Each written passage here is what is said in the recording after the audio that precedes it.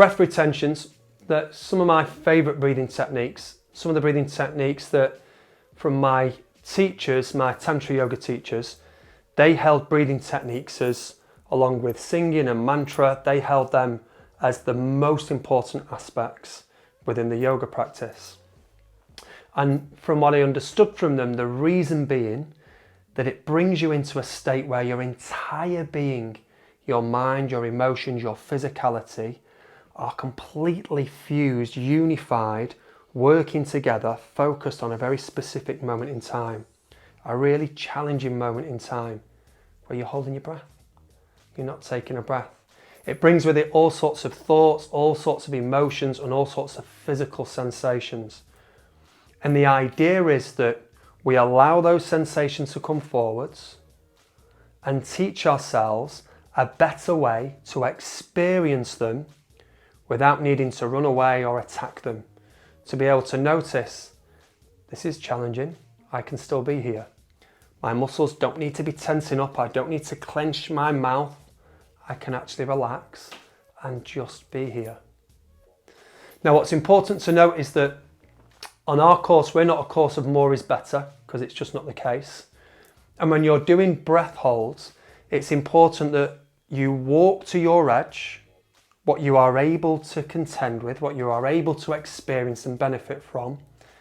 But when you feel overwhelmed, come out of the technique. And when you feel overwhelmed by it, you come out of the technique, you don't feel bad about that, you experience that this is a challenge and this is new.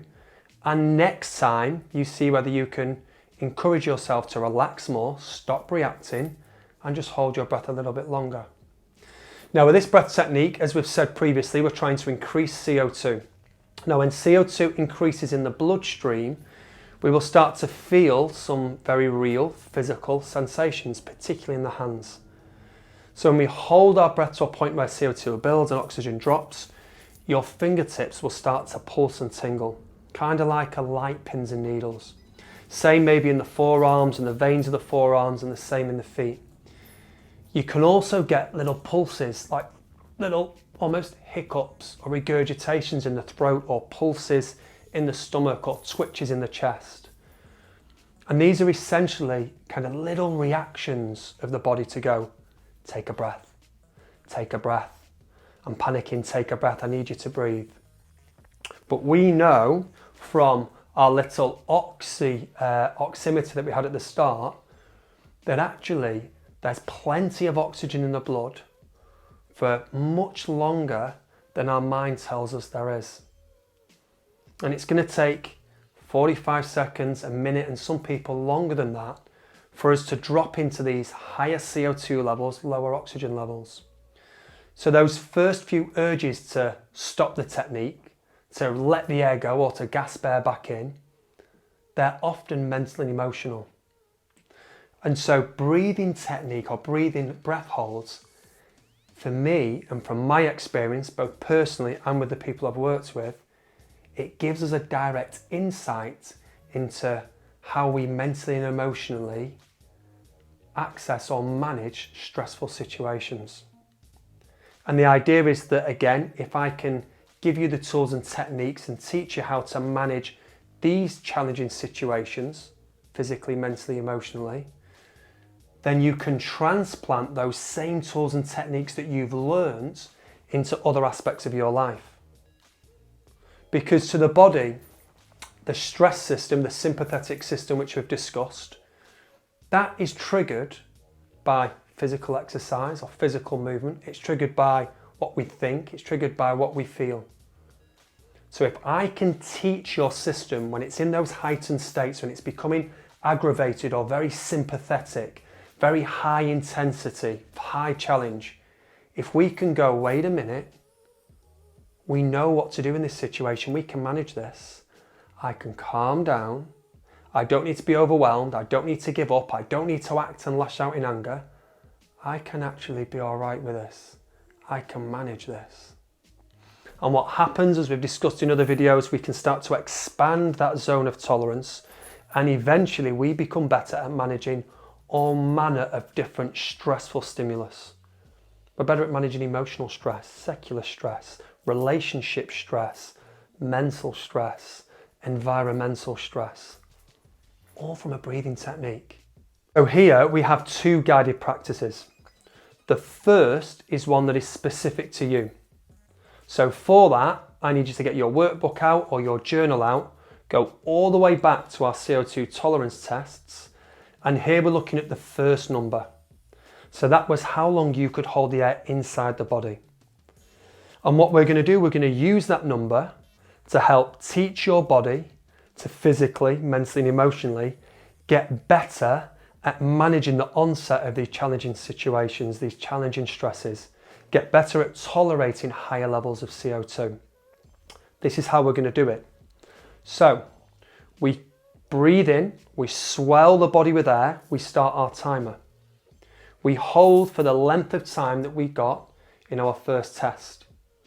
Once that time's elapsed, we let the air go, and then we do everything we can to calm and relax the system.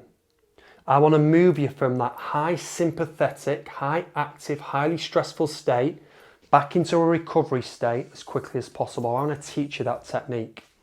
So after we let the air go, it's not react, oh my God, oh my God, oh my God.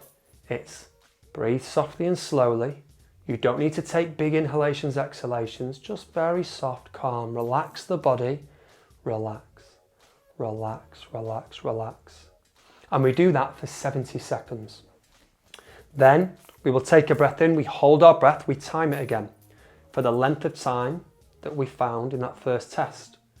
After the time's elapsed, we let the air go. We do everything we can to move from that highly active state to that calm and relaxed state. We relax, we relax, we relax. Shallow, calm, soft breaths. And we do that for 60 seconds. We do a breath hold.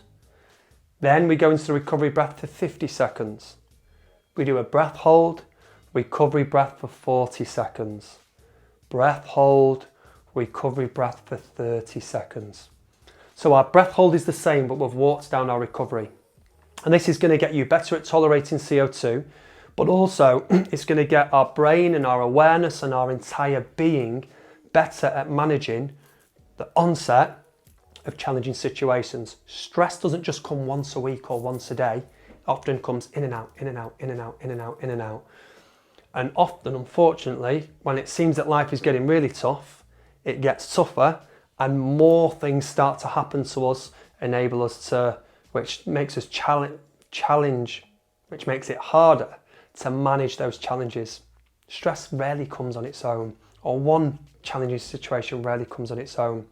So this technique is there to teach you stress is coming back in, challenge is coming back in, and it's going to come quicker and quicker and again and again.